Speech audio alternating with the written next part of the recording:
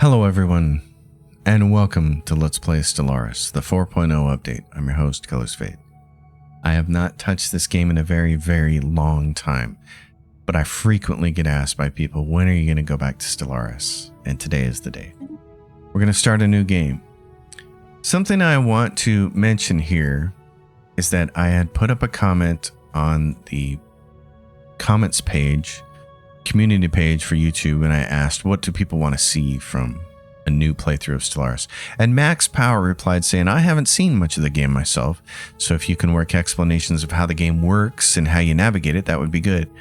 Well, Max, you're in luck, because that's what I've always done since the beginning of this channel, is explain every choice I make, the reasoning behind it.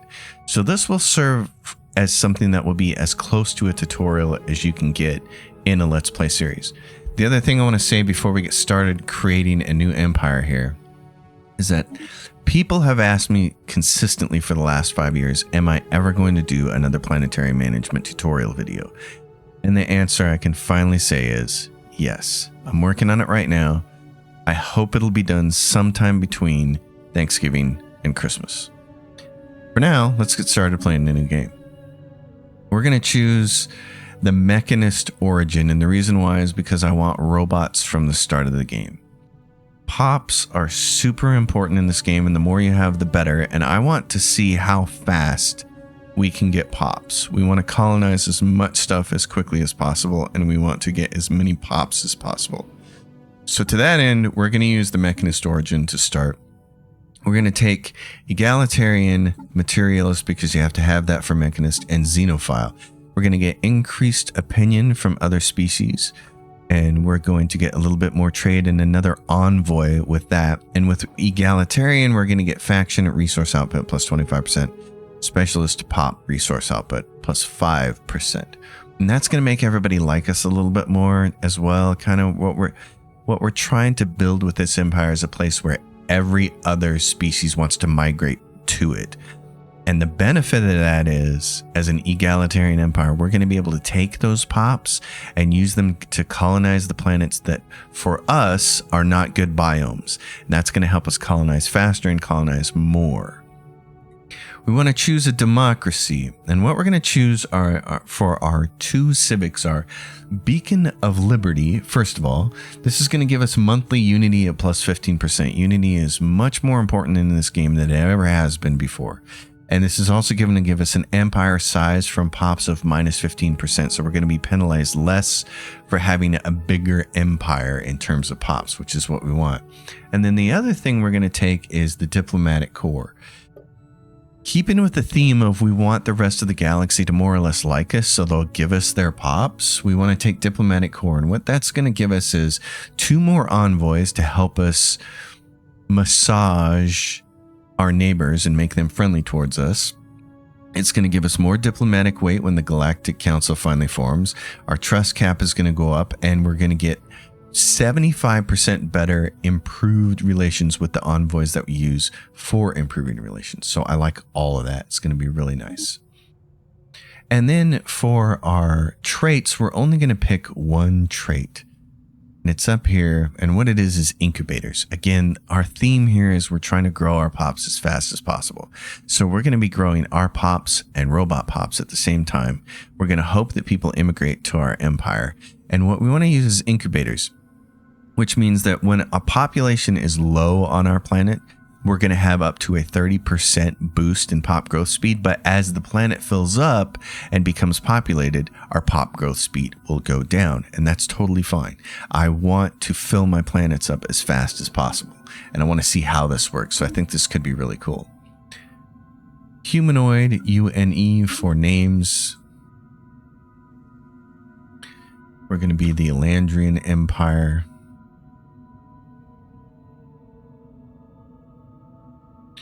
And I don't know why. I don't know how I came up with that name. It's not going to give me that name over here, so I will just do it as the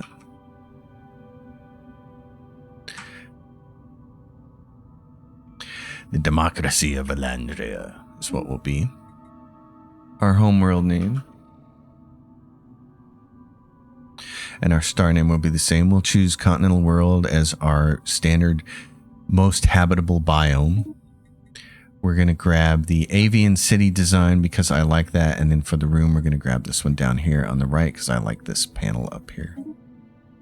We're going to grab the original advisor voice. Priority alert. This pre-recorded message is triggered in the event that your VIA unit has suffered a critical degradation of its ethical constraints matrix. I just always like that one for some reason. And then what we'll grab is human. And let's see. Oh, sure. This works. It's pretty good. Yeah, there's so many different flag types down here. I want to choose some kind of purple for primary color and maybe some kind of blue for secondary color. And I like this. This works. It's not the most important thing. I want to go down here. There's a ton of different ship types now, which is one of the really cool things they've added to the game, is just lots of different ships. We're going to grab the Imperial ones. These have a look to them almost as if they belong in the Warhammer universe, and I would love to put together a Warhammer Civic sometime and play it. I think that would be a lot of fun. And then what we're going to do is this sex male for this guy, because I want to do this just as homage for you Dune fans like me out there. And then for his ruler traits, you can choose an official to start with. You can choose a commander, or you can choose a scientist. We're going to choose a scientist. We can choose Spark of Genius for a +3 research speed. But at the beginning of the game, Mining Rush is actually more important. I'd rather have more minerals so I can build faster. So we're going to do that. We're going to save it. The Democracy of Ilaria is saved. Done. We're going to play. And then for our settings, we're going to go with mostly the default stuff. The AI has become a lot better in Stellaris over the years, so you don't need to bump the AI level up, the difficulty level up, to have a fair challenge. I don't feel like. At some point in time, I'll start playing the harder difficulties again, figuring out how to min-max against them, but for now, this is good. Spiral, 4 arms, medium, 600 stars, and then we're going to have 4 to 9 empires to play against, 1 to 2 advanced starts, and 1 to 2 fallen empires. Should be a lot of fun. So here we are, Duncan, Idaho, our ruler. Something that you perhaps didn't know. And we're going to shut down the online advisor. If you want full tutorials, having them tell you everything. If you're completely new to the game, I recommend leaving this on. This basically didn't used to exist in the game, and it does now. It helps with the onboarding process for sure if you're new to the game. I'm going to shut it off. That's pretty funny. We're going to drop back and see where we are. And it turns out we are on this arm and we're close to the center. And then there's a long arm out here. So not a great position, but like we do have 2 planets close by. There's an ocean world there and there's a continental world there. So those are good starts. We're going to take our science ship and go survey that system first. We're going to take our constructor and start building the mining stations right there. And then we're going to start with science. We have research station output for +10%, or we can get technicians 20% in energy from star-based construction. We're going to grab that, actually. That's going to help pay for things. And then produced from farmers +20%. It's kind of the same as the energy one. We're going to grab that. And then down here in engineering, habitability and robo-modding. Let's grab that. Not always the best choices, but that's okay. First order of business is to take a look at our capital. And this is where the game has really changed a lot in 4.0, is how they handle districts and city districts and all this stuff. And I'm going to give you the first big tip that I've come across playing the game is you're going to want to look at the economy screen a lot, and you're going to want to check how your populations are distributed. And when you have new planets, you're going to want to favorite jobs, which all you have to do is click on them and it'll favorite a job. And if you have, all my jobs right now are full, otherwise people would have moved over here to become farmers.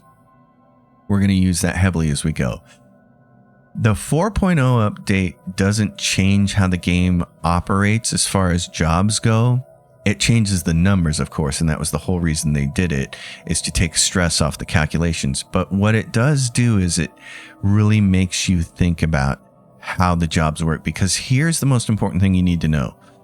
When you have generator districts or mining districts or agricultural districts, those can only be done by workers. And the minute you put something higher tier on your planet, like civilian industries or research labs or holo theaters, those jobs are done by specialists. And when you lay one of those down, your workers will immediately migrate to that job. And then you won't have anybody working these jobs. And that's where you run into trouble getting your resources with. So on new planets, what I have found is you really want to get this part of it working first and get all these jobs full and tap out which one of these things you want to specialize in. And then start adding these jobs up here, the specialist jobs. The exceptions are going to be a couple of things that you're going to help use for pop growth and holo theaters to make sure that you have amenities, and in our case, robot assembly plants. But for the most part, these specialist positions up here, these are going to change over time. We need to build something because our population is completely maxed out. Everybody's working all the jobs, and we have 1.6K civilians doing nothing. So we need to give them some jobs as soon as possible. So the first thing I would like to do is earn enough minerals so that we can actually build something. We can't do anything right now. So that's what we'll do. And we're going to get an archaeological site has been discovered right here. And our first order of business when we get enough minerals as well, when we get enough alloys, is going to be able to build a second science ship. So Elandria xenologists are practically falling all over themselves to publish their takes on the recent findings of alien life. This fevered storm in the scientific community has had some negative yet temporary impact on pursuits in other fields. And we can choose one of these three because these are our civics. So this option is available. New Life offers valuable scientific insights. We can get zero-G laboratories tech is progressed 15%. Or here, society research is gained. Or here, hyperlane breach points research goes up 10%. I'd like to have the zero-G lab progress. So let's take a look at that. That's going to go up there. Our research is going to be... relics. This is neat. This is all changed.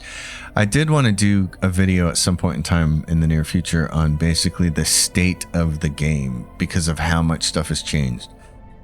I don't want to ramble on about that, but I have a lot of things I want to talk about with regards to that.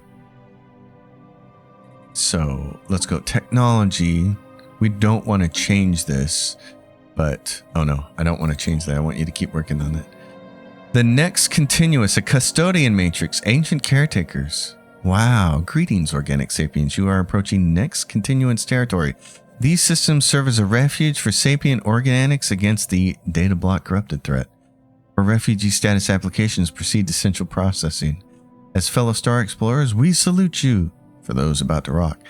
Hostile actions against refugees or custodian systems will be met with maximum available force. So apparently we are right next to a fallen empire, which in a way is kind of good.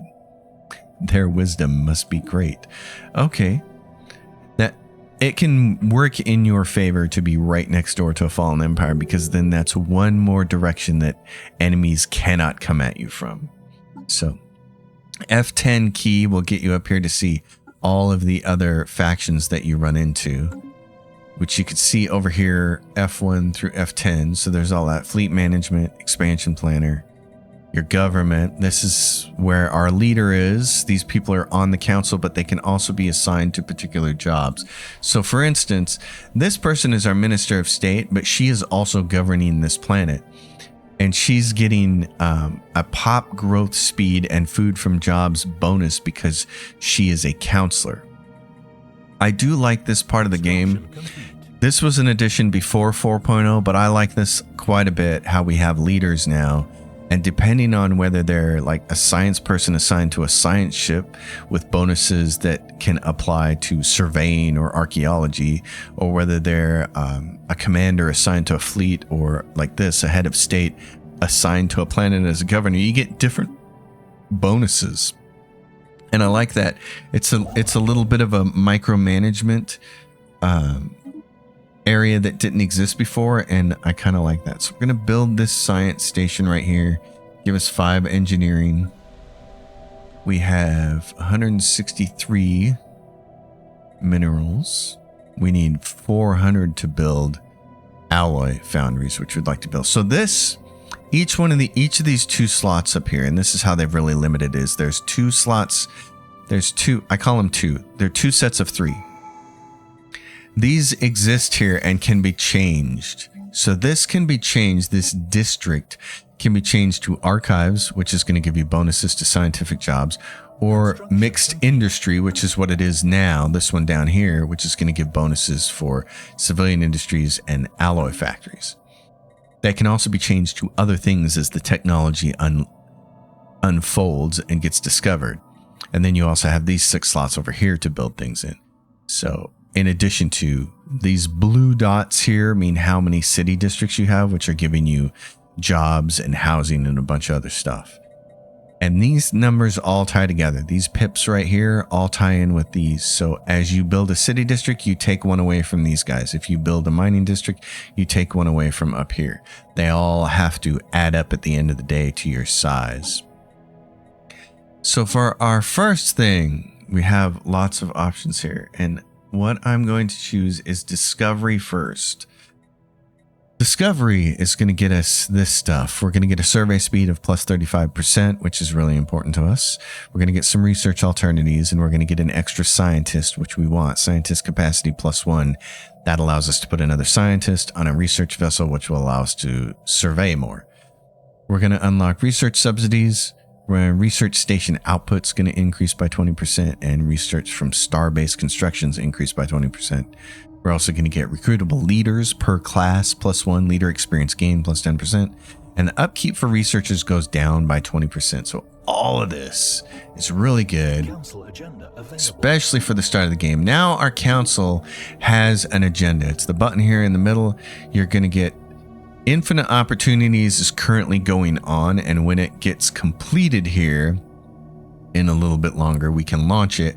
It's going to give us some more citizen pop happiness, and then we can choose another agenda, and you can see your list of available agendas at all points in time.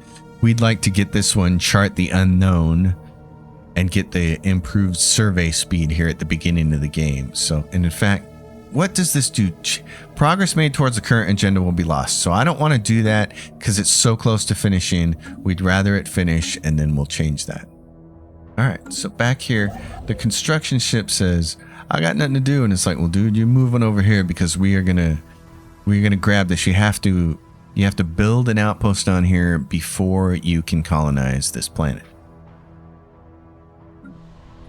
So this is, I guess, if I'm gonna keep explaining things as if I'm describing this to new players, which is what I want to do, I should draw your attention to this bar up here, because this is really the most important part of Stellaris. You want all these numbers in the white. You don't want them in the red. This is your guide. There is no tutorial, and the game has kind of added a little sort of quest system to it that I'll show you in a minute, which is kind of cool. But this really is your main quest log up here. You want to keep all these numbers in the black, and you're going to try to build your empire in such a way as to keep these numbers in the white, or the black as we call them, instead of the red, and then maximize alloys as much as possible. We know without a doubt that a thriving biosphere is not something unique to Elandria. Both the scientific community and the public at large are eager to learn more about the various forms of alien life found throughout the galaxy. Efforts to catalog the life forms we encounter are already underway, but our xenobiologists have urged us to focus our planetary survey efforts on habitable life-bearing worlds. So we're going to do that. And then while I'm here, I'm going to check one thing real quick. Okay, the thing I wanted to check was to see if the fonts had gotten bigger. And they have not. There's no setting in the game still for you to adjust the font size. And when you see those windows pop up, you'll notice on my screen that they're very small.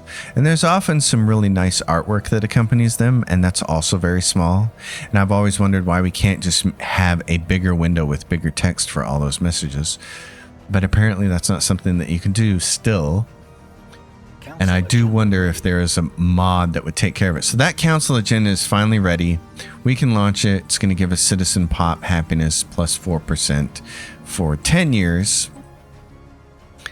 And then we can go back to here and say, okay, the next one that we want to do is Survey the Unknown. It's going to take 144 months for it to launch.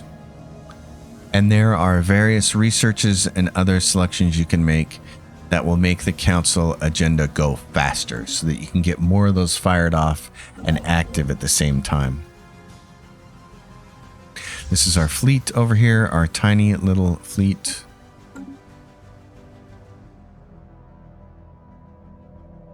We have a number of alloys. I think we probably have enough to build a second science ship. So let's get that built so that we can start getting it sent out here and inspecting everything. And you can at any point in time speed this up.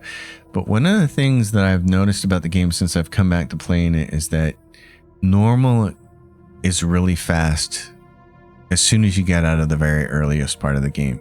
And that's because what they've done over the years with this game is they've added so much to it that there's no downtime anymore. There used to be an ebb and flow to this game.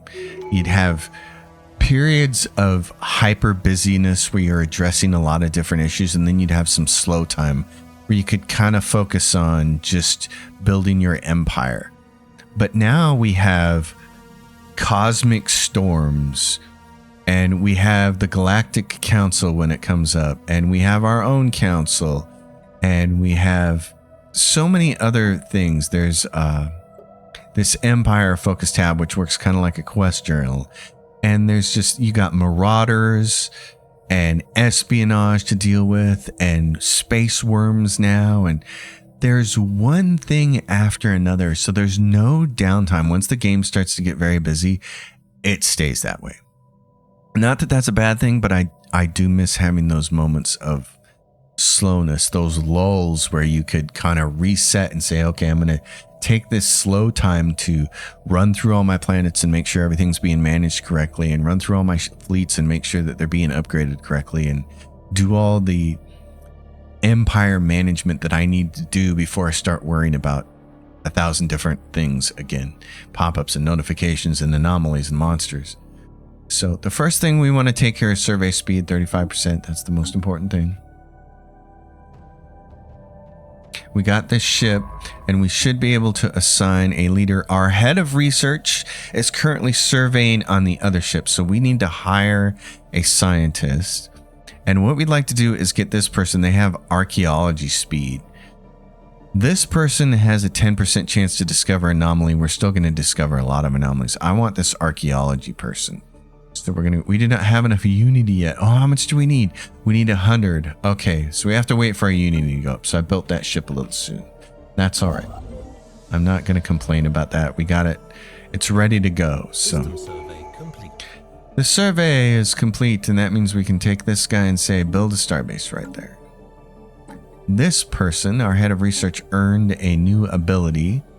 So we can make it so that as a scientist, they have a 15% more chance to discover an anomaly. If they're on the council agenda speed goes 10%, and if they're a counselor, you can get edict upkeep and the edict fund. I don't care so much about that. I do want the council agenda speed to go faster though. So if we choose that and we go back up to our council, we can see it's 129 months and it was 144, and we've passed maybe 1 month by. So you get a bunch of those stacked, you can get those out faster, which would be kind of nice. And we got moats right there already. That's going to be advantageous. So you can see here what the hyperlanes look like. I personally am always looking for something like this, a choke point, a singular node that goes off in a direction where, and it's even better if it has a planet on it, because then it can become a really good choke point for defense. Mining rush, minerals from jobs. So he can get a second level to this. Our chancellor can. I thought we called him president, but they're still calling him chancellor. Okay. Minerals from jobs, 7.5%. So that becomes even greater, which is awesome. And then this guy needs more orders. Build a mining station there. This guy is surveying this. What do we have? We have 185. We can finally grab somebody. So let's go down here and get this archaeology person. It's 2 upkeep on our unity for them, which is fine. I want to go survey that and that and that, and then they can archaeology that site maybe, but we're more likely to just keep surveying and do the archaeology later. So this planet is a continental world. And you always want to check the planet and see if there are any special planet designations, and there's not on this one. Is there one on our homeworld? No, there's not. Is there one over here? There's not. Okay. A lot of times there's special icons here, and they'll say things like plus 15 to society research. And the minute I see something like that, I want to specialize that planet in whatever it is. So if it's getting a bonus to minerals, I want to turn it into massive mining districts. If it's getting a bonus to research, we're going to make it a research planet. This planet is good for multiple different things. It's got a lot of ag. It's got pretty good charge of mining districts on it. These two would take up 13 and you'd still have 3 left for city districts, and then you could later on specialize in whatever you wanted. Let's take a look at what our homeworld is like. Our homeworld has more ag districts as well. Okay. I think what I want to do with this, considering how important it is early in the game, is probably specialize it in mining early on. So this is called Colodor. All right, so we're going to change this. I like to name stuff after movies and things. And if you've never seen the Sean Connery movie called Outland, just do yourself a favor and go stream it now, because it's like one of the best movies he's ever made that nobody ever talks about. It's incredible. Outland is a mining facility on a moon somewhere, and Sean Connery plays I don't know what you'd call him, like a sheriff kind of person, trying to keep this space station from tearing itself apart. He's absolutely fantastic. So we're going to colonize this. This is all new process in 4.0. You don't just choose your colony ship anymore. You can design your colony designation from the start, and you get to see all the different things that your blockers are going to have to deal with, all your different districts.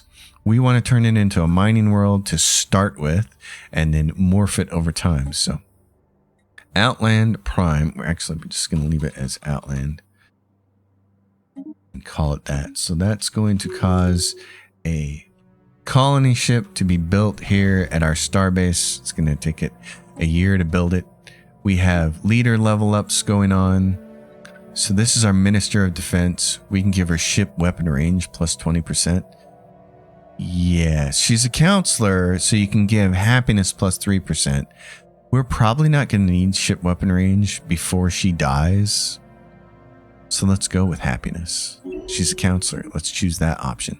This is our Minister of State. They can get stability plus 2 or unity from jobs as a planetary governor, which she is. Yes, we'll take that one. Those are good choices for her. This side ship is down here and it says, hey, I found minerals and energy down here. I should take a minute. This isn't a rant. This is just a discussion. One of the things that the game has done since 4.0 is they've gotten rid of trade. And they've completely revamped it. For you new players who have never seen this before, you can go check out my trade tutorial. It's an interesting watch. Trade is something, these little ring nodes, these little diamond rings, these show up as icons just like minerals and energy and moats and other things on these systems. And what you could do is if you built a starbase there, the starbase would start funneling trade back to your home system. And you needed to build starbases periodically along those routes to help protect them from pirates. It was a really cool system. I know a lot of people had trouble with it, but that's why I made a tutorial, because I found it easy. And trade was a great way to make your empire super strong financially. They've basically eliminated that. And instead now you will still see this little ring show up on systems, but basically it's just an auto grab now. There's no more lanes, there's no more protecting it or any of that stuff. And what trade is now is currency. In any free market society, if you're not doing strict bartering, you have to have an intermediate currency. In the old days, we used to just barter and say, well, I'll make you a wicker basket if you will bring me some fish for dinner. We don't do that anymore. Now we pay with money. We say, well, I'm going to go to my job, 9-to-5 job, and I'm going to make some money, and then I'll give you some money to give me some dinner. That's what trade is now on the market. It is the intermediary. If you want to buy energy, you have to use trade. If you want to sell energy, you're going to get trade. And this is where I think the developers could do a lot to help with onboarding and with new players is if they made a simple renaming and they stopped calling this energy credits and they stopped calling this trade. This is just energy. It shouldn't be energy credits, because energy credits were the old currency before 4.0. If you sold consumer goods, you got energy. If you bought alloys, you used energy credits. But that's not the case anymore. The intermediary is now trade. I would love to see the developers change this to where this is just called credits and this is just called energy. There is no more trade. And you can just leave this little ring out here and call it trade and automatically convert it into credits. I think that would make things simpler for everybody, because they've simplified this now and removed the whole trade lane management system from the game. They've taken it out. I'm sure part of the reason that they took it out was to simplify the game for the AI, because the AI probably wasn't managing trade nearly as good players could manage it. So they simplified that, because they have added so many other things to the game for players to have to keep tabs on, that it probably made sense to them to take trade away, remove that burden from the player and simplify it and create an intermediary currency out of it. And I'm like, okay, that's fine, but then label it to where it makes sense, because trade now is your currency. Anyway, that's over with.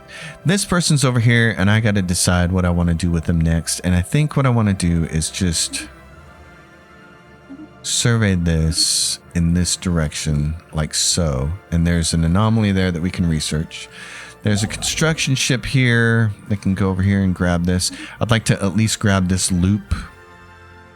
We'd have a choke point over here and a choke point over here. I assume this is not going to go down here to a dead end. I'm always looking for dead ends, and there aren't going to be any here, because we're too close. We're too far in. If you get out here on one of these rings, if you get all the way out to like right here, if your empire starts here, this would be a great starting location. They've got a black hole here, and this is a dead end. So you can really quarantine yourself from the rest of the galaxy. If you start here and you can work your way over here really fast and grab a lot of real estate, you can get yourself a really nice sized empire and not have enemies on every side, which would be fantastic.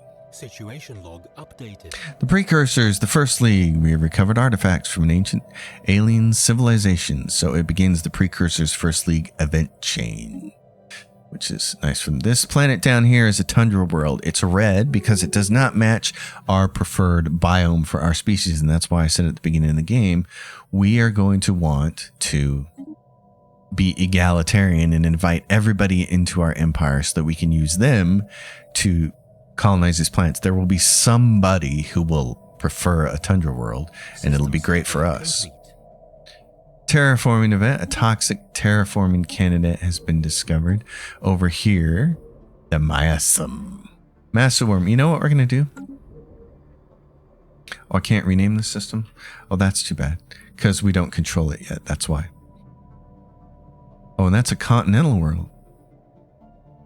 Oh, well. Colonization in progress. The first Elandrian colony. We can get physics research out of this and the materialism promoted modifier added for 20 years, which will attract the materialist ethics attraction. We can get energy credits, or we can get food gained. I'd much rather have the physics research. Grab me that. Now, our next discovery, we can do research alternatives, scientist capacity, +1, or we can grab research station output. I think I'd rather have scientist capacity +1. And that uses up a lot of Unity to select that. So that's why Unity is just so important. Anomaly found. And in fact, these are commercial zones which are creating trade for us. They turn consumer goods into trade. They're turning it into 20 trade, which is not the best thing in the world. At some point in time, we would probably like to replace that, and I'd probably like to replace it with administrative offices, because this is going to build a Unity instead. This is doing what? It's using 2 consumer goods to produce 22 trade. This is going to use 4 consumer goods to produce 12 Unity. Yeah, I almost want to swap that out right now. We would be earning trade much slower, but we shouldn't need to spend much time on the market early here. And I would really like to have this and boost it. So let's do that. We're going to add that in there. And remember, we've earned enough to be able to build some things. So what we should build is, let's build another civilian industry, because these are quickly going down, and that's what's going to happen. Is every single thing uses minerals to be built and then consumer goods to power your people. Consume. As always. So let's build a civilian industries there. And then we're down to 400. Let's build civilian industries first so that we can immediately put some of these 1.9k civilians to work. And then our construction ship is done there, and we want to move it over here. That always uses a little bit of your influence to build a starbase. In the early game, you can build more constructors and try to spread out faster, but the problem is you're going to run into a problem of earning influence quickly enough to do it. So really, for quite a while, one constructor is enough. And these little icons over here will tell you that the planet has a large number of civilians and maintenance drones, which means it's got a lot of people who aren't working jobs. And it has clearable blockers, which we could clear if we want to spend a little bit of money. So these are going to free up districts here. You can see this one's got a red hatch on it. That means one of your generator districts is being blocked by a blocker, and one of your food districts is being blocked by a blocker, and then 3 of your potential city districts are also being blocked by blockers. So this will give you max ag district +2. Max generator districts +2, and 100 pops are created. We're going to save that one for later. We don't need to create pops right now. Good job. He's going to grab this, and then he's going to come back and grab that energy. This planet is an alpine world, so very cold. It's size 15. This is a tundra world. It's size 17. It's 20% habitability for us, which is not good. And then we got this person over here, our scientist who's currently surveying, picked up another trait. She can get excavation speed of 35, which we would like to have, because at some point in time we're going to want to excavate this thing up here.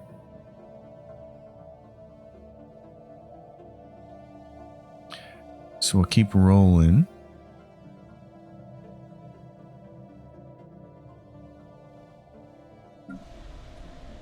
We get one of those rare lulls. So this boosted that, and now we have 23 consumer goods up there. Complete. I actually didn't have to replace the commercial zones. Let's not do that. Let's save that there, because we will want to build up trade. Let's just build this administration office. We have discovered a faster than light alien civilization on Cursa 4. Okay, that's cool. We'll build an observation post and keep an eye on them.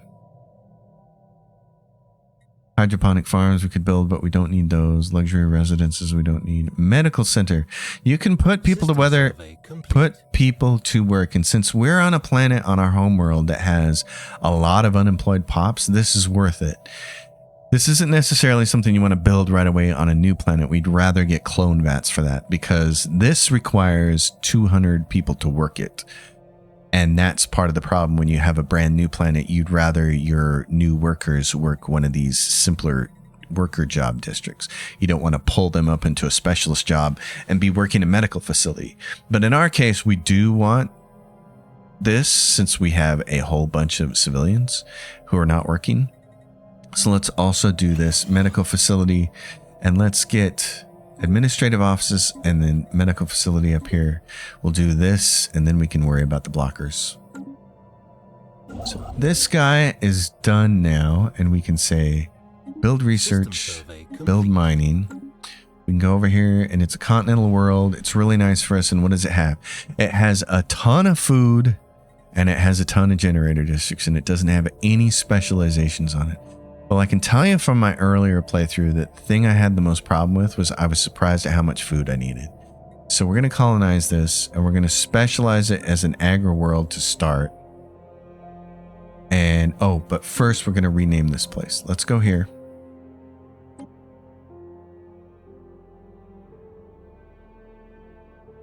In honor of C. Robert Cargill, who wrote the books Sea of Rust and Day Zero. They're both fantastic science fiction books. If you haven't read them, go read them. Massaworm used to write movie reviews for the website Ain't It Cool News and eventually grew into a screenwriter. You may not recognize his name, but you've seen his movies. If you've watched Doctor Strange, the first Doctor Strange film, if you've seen Sinister, if you've seen Black Phone, these are his films. Him and Scott Derrickson work together. Derrickson does the directing. They both do the writing. I love Cargill. I follow him on Twitter. I follow him on Blue Sky. He's really inspirational. He's basically my age and he has the job I wish I had.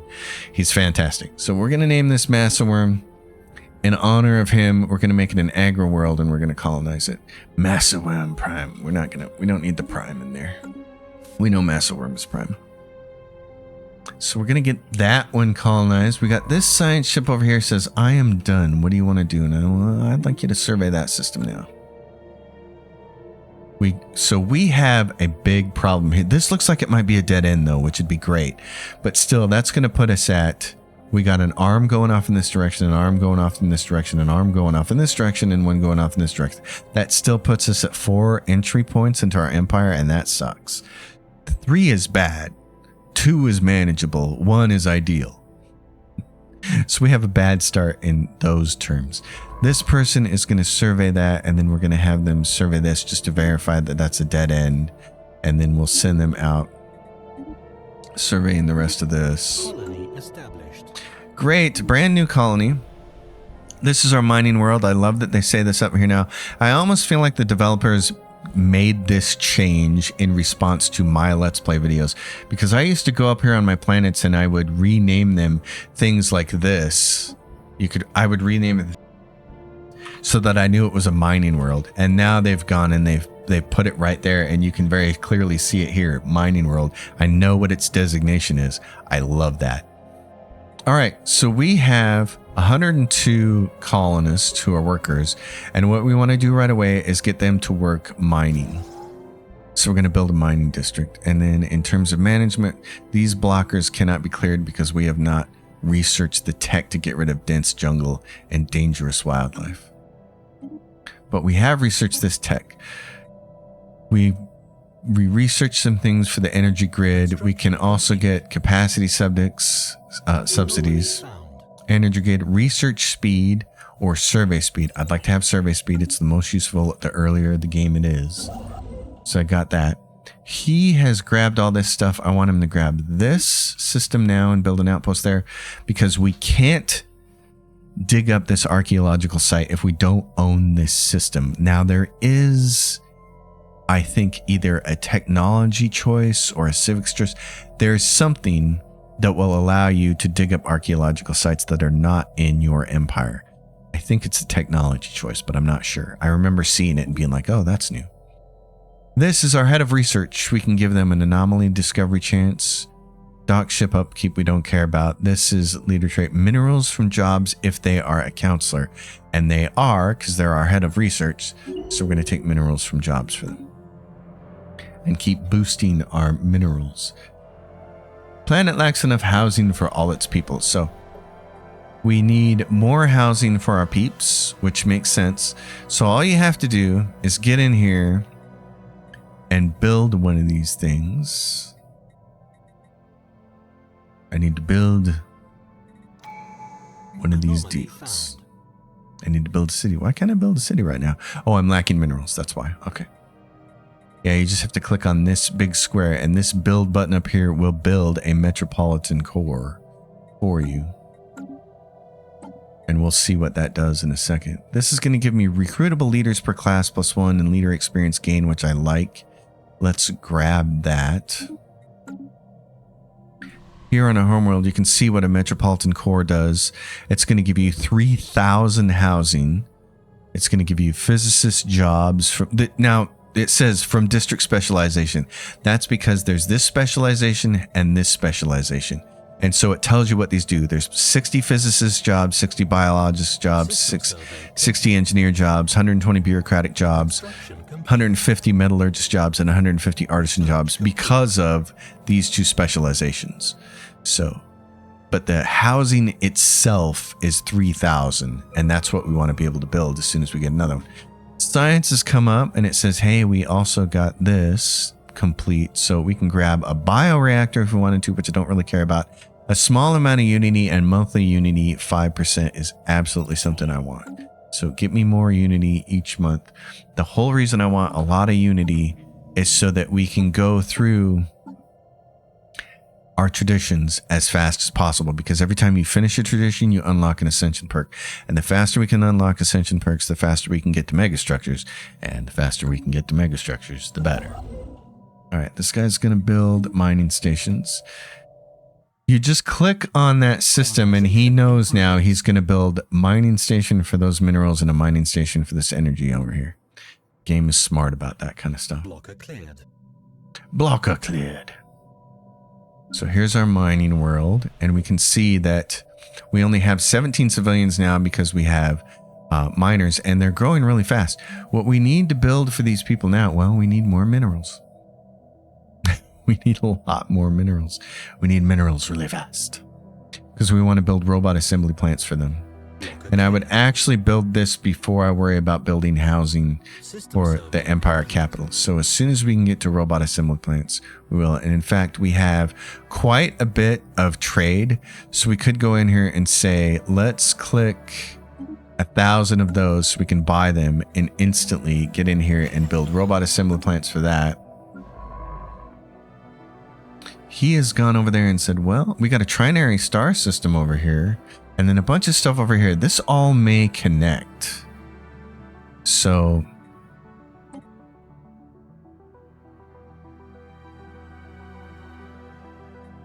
I can never get this right. These may be dead ends. I don't know. We're going to find out. Okay, so we can go back up to our Empire capital. Unsteady ground, the event chain at Nemo World. Our colony on Outline has encountered an odd situation. We have apparently settled on the back of a gargantuan amphibian reptile whose bony shell is formed of various exotic minerals. Most of what we thought were local islands have turned out to be these creatures. Our colonists have begun to refer to them as Nemas. These seem harmless enough. As long as we don't dig too deep into their shell, they should barely notice us. Carry on. We get society research from jobs on this planet. Okay, the Nemo World event chain. So this is important. We can go over here to Outline. We can see now that materialist ethics attraction is plus 100% for 15 years on here, but this is permanent. We're going to have 10% less housing in exchange for 15% society research. So here's what we're going to want to do with this planet. Once we get the mining districts filled up, and we've put together a lot of, well, once we've filled up all the mining districts and we put everybody to work on that, and we're kind of like maxed out on mining, we are going to want to turn the rest of this planet into research. For now, our immediate specialization is going to cost a lot more minerals than we have, so we're not going to do that. But what you can do, since we've started to unlock technology, is you can come down here and you can choose something like this, mining support. And what this is going to do is it's not going to add any more building slots like we saw in our homeworld. Instead, it's just going to add a flat 20% to the output that your miners are doing on these districts. That's really important. That's what you want to do in the early part of a colony's development. And again, once the jobs get maxed out, then we can flip this over to buildings specialized for research. So we'll always have a worker class doing work here, and then we'll have a whole bunch of people doing research and getting this 15% society bonus, which will be really nice. And then we'll change the planet's designation from a mining colony to a research enclave, which will be really nice. Up here on the capital, we can now build a city, and you can see when you hover over this, it's going to make that glow. So we know we're going to take up one of the slots, which means one of these is no longer going to be available either. But we need this because we need the housing. So we're at amenities. Our housing is down to 85. We can look at our economy and see 1.35 civilians. So let's build one of these. City districts is going to take a long time to build. We've got that construction ship there.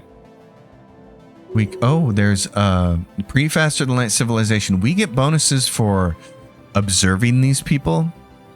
And also there's 10 minerals over here. So we're going to go grab that and this. We can't do it because we don't have enough influence. So by the time we're done building an outpost here and building all these mining stations, hopefully we'll have enough and we can grab this system. So that would be good. Our Duncan, Idaho Chancellor, we can give him Counselor Agenda Speed another 10%. So yes, we'll take that. And that lets us look at our council. You can always look at victory conditions and see where you stand with everybody else. Right now, we only know of one other empire. And of course, they're an advanced race, way ahead of us. So we don't worry about them. Our job is to catch up and surpass them. But I wanted to look at the council and chart the unknown. Time to launch 107 months, but we're getting. And so at total time, this doesn't tell you how much time it has left. It tells you the total time to launch it. So remember, we started out with 144 months to launch it. We got a bonus to 10%, which knocked it down to like 120 something. And then we just got another bonus to 10% on the speed of these council agendas. So now its total time is 107 and it's very close to finishing, which is great. And then in terms here, we can now move sprawling slums. We can remove that. And that blocker is going to give us back this spot here that we can use for something. We're at 15 consumer goods. When I get down around 10 is when I get nervous. And so you want to be building more of those. And we'll probably want to stay ahead of that game if we can. The other thing we can do is we do have, and I've been kind of a bonehead here. We have 1.3 civilians and we need to build things for them to work, and we can build any one of these jobs and have them work. But again, it all comes down to minerals, and we want to definitely be able to build things on our other worlds too. So again, I said minerals are the crunch, especially in the early game. Notice how it's kind of like the bottleneck to us getting things done. We have maxed out the number of mineral workers we can have on this planet, and now we have 26 civilians. So as quickly as possible, we're going to want to build another one of these to put people to work. Come over here. We got 2 traditions left before we get our first ascension point. This unlocks research subsidies, which we're not really going to use, but research station output and star-based construction is increased by 20%, or we can get upkeep for researchers is minus 26%. We don't have a lot of researchers yet, so we might as well take this one first, would be the logic there. This is planet over here. Arctic world. You found an ocean world over here on Rogal 2. So that's nice. We'll want to move in that direction. Oh, and there's an ancient megastructure here. This is a ruined art installation. Okay, we definitely want to capture this as quickly as possible. And there is the next continuance. The Fallen Empire is over in this direction. Okay, this is good. And this is good for us to know, is that the Fallen Empire is here. So this whole area, well, they're here, they're not over here. So we want to probably go grab this node, but this is going to be our choke point. And the reason it's going to be our choke point is because there's a planet on it. When enemies come to attack your empire, even if you have a really stout space station on a spot like this with a whole bunch of guns and a whole bunch of defenses, it's still going to be fairly easy for them to take down that space station and then continue to move into the rest of your empire. But if you have a planet and a faster than light inhibitor, which we will get to through research fairly quickly in the early game, they can't proceed inward to your empire until they conquer the planet. And if you can load that planet up with enough defense armies, you can hold this choke point for a long time against bombardment. It's the kind of thing that gives you time to amass your fleets and get them over here and kick their butt back. So you want to look for choke points with planets, and this is going to be an ideal one to have.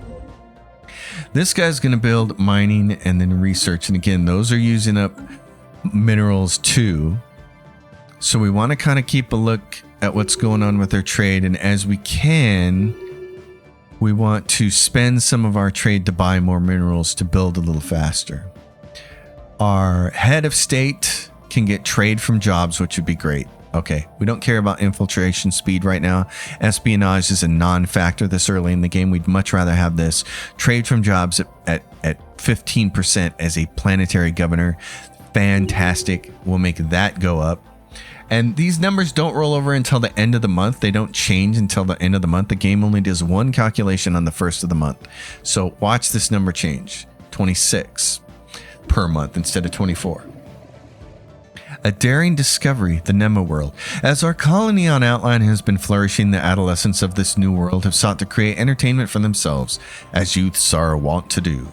Some groups have made a game of sneaking up as close as they dare to their local Nema's head. Unfortunately, this daring activity has led to tragedy. After startling the beast, several young Landrians fell off the neck of the massive creature, resulting in injuries and one fatality. Distraught colonists are now asking for something to be done about these brutish behemoths. No. We can end the world chain. Moving islands modifier removed on the backs of Nema. On the backs of Nema modifier added. And society research. Something must be done. Let's study the Nema. I would like to do that.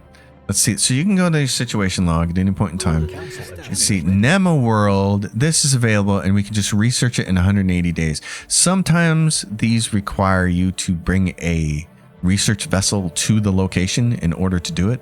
And sometimes they require a constructor. And for certain violent ones, they require a fleet. In this case, we can just say flat out, let's study it. So blocker cleared. That's done.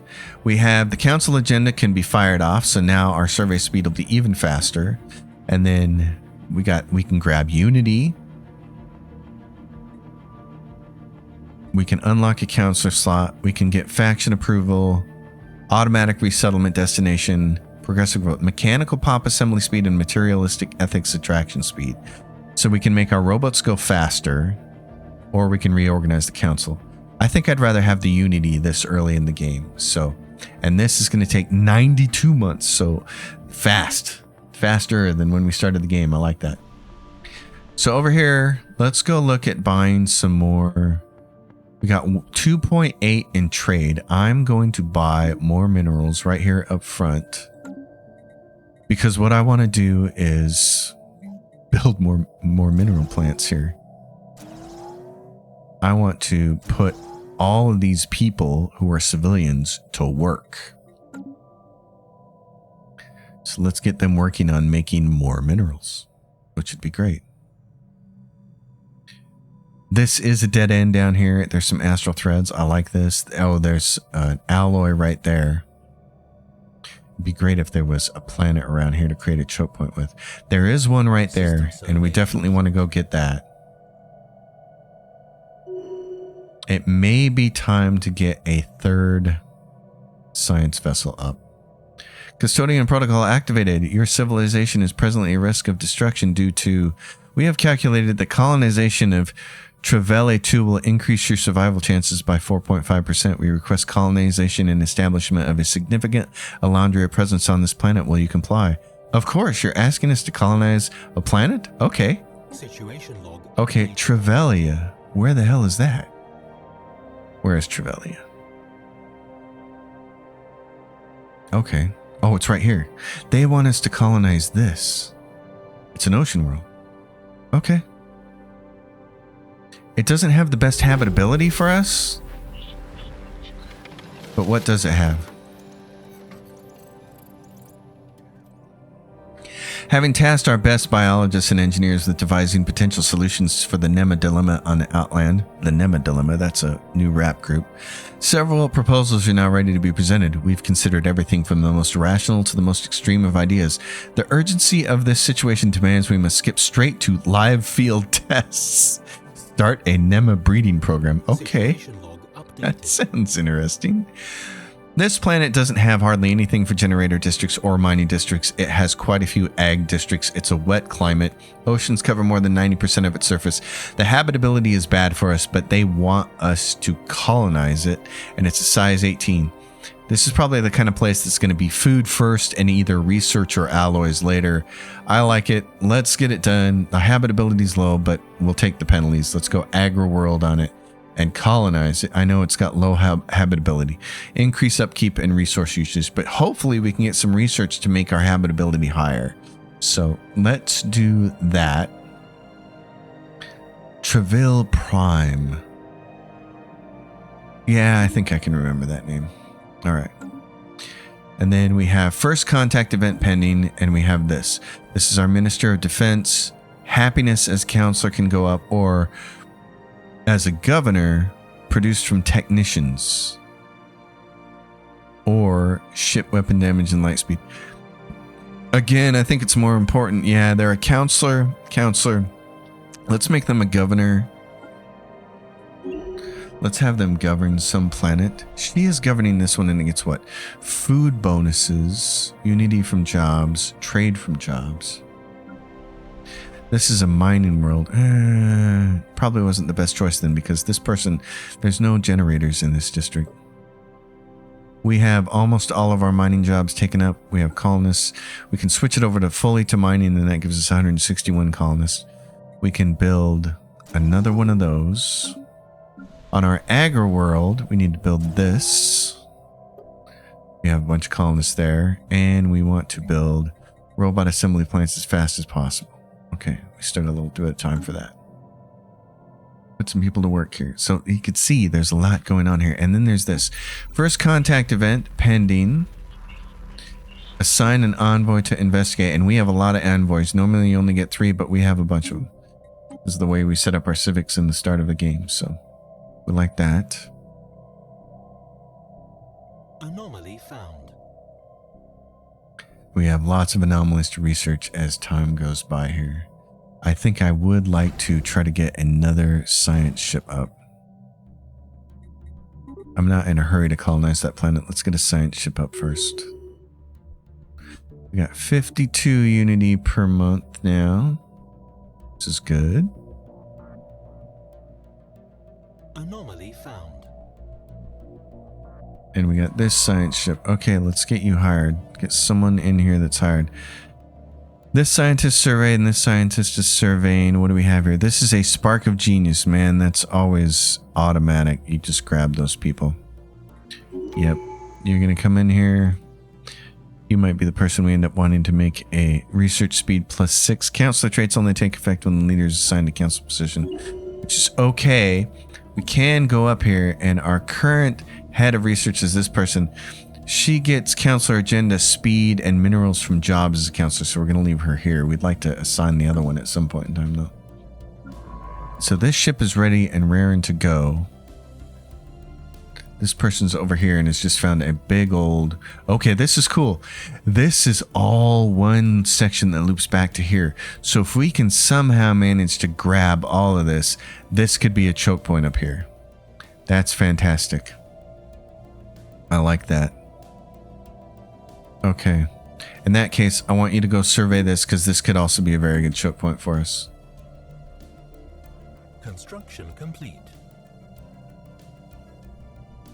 So one of the things we can do is we have quite a bit of energy credits. We can go to the market and we can say, what I want to do is sell some of my energy credits to get some more trade, which we can then use to grab minerals.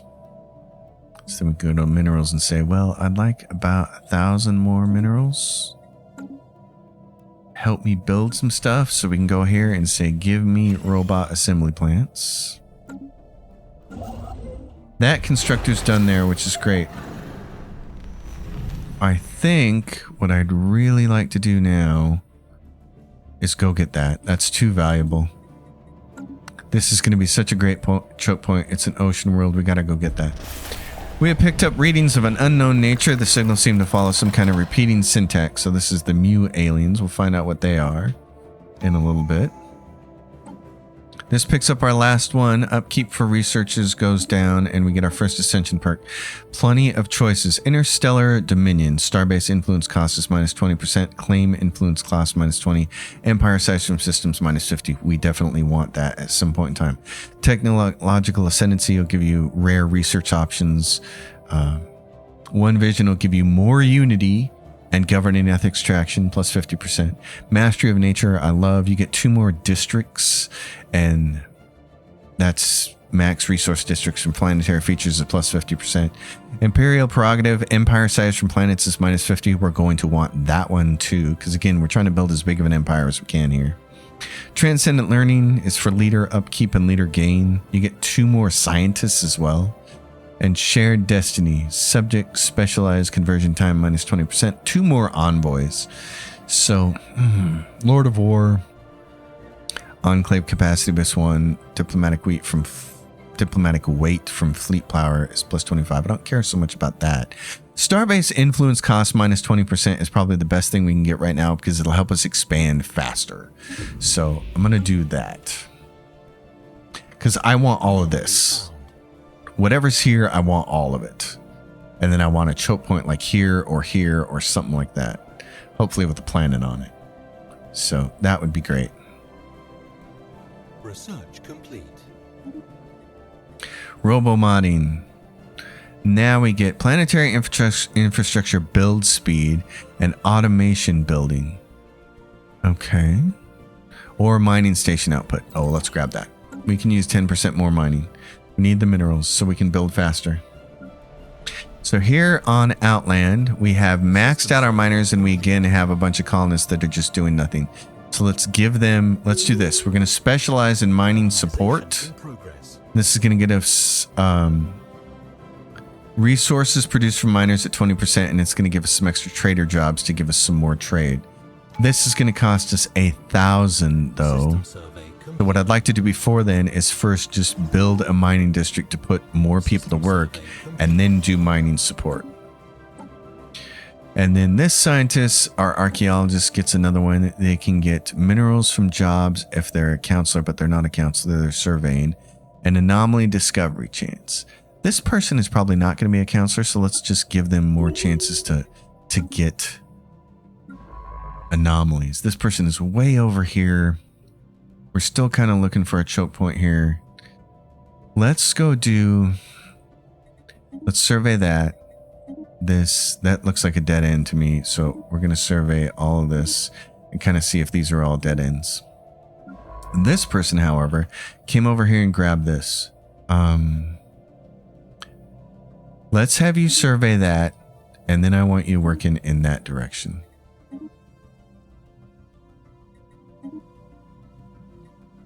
And then we'll have one of you start doing all these anomalies to research.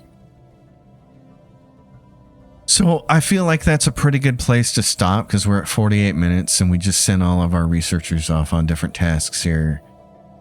We're doing pretty good up here on the board. Everything's in the white. That's good.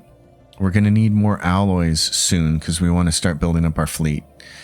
Because the nearest neighbors that we find, if they're not an ancient caretaker, we found these guys and they're peaceful towards us. That's great. But when we find our first real faction, they may not like us very much. And we're going to want a fleet power to discourage them from trying to come at us. So those guys are on a big, huge ring world, which is awesome. So folks, first episode of Stellaris 4.0. I would say the biggest change to the game, other than all the various additions that have come over time from DLCs and patch release and things like this, is the planetary management. And again, I'll be doing a whole tutorial video to supplant my old one with this. My first blush is I do like this change, how they've done this. And I like that I can just quickly look at the economy screen and see what do I need to do with my planet. Basically, how many people are unemployed and which jobs do I need to prioritize. This planet is getting to the point where it's putting all its people to work. We've only got 107 civilians. We started the episode with like 1.8K just standing around doing nothing, being consumers. So now they're working, which is good. We'll want to get some more research up though, because that's the other thing you don't want to fall behind on. Everyone, Stellaris, we're back. You know the drill.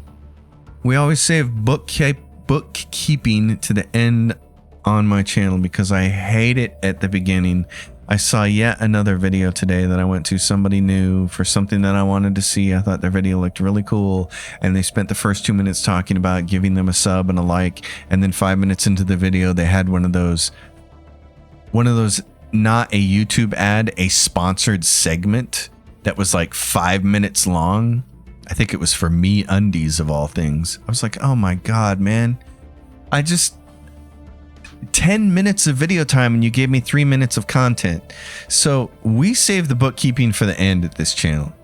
And that means leave your questions and comments down below. I love seeing them. Like the video. Subscribe to the channel if you haven't already. And until next time, everyone, happy gaming.